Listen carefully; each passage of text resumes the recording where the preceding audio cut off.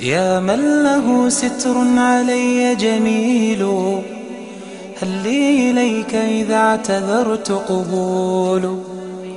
أيدتني ورحمتني وسترتني كرما، فأنت لمن رجاك كفيل. وعصيت ثم رأيت عفوك واسعا، وعلي سترك دائما مسبول. فلك المحامد والممادح في الثناء، يا من هو المقصود والمسؤول. يا من هو المقصود والمسؤول.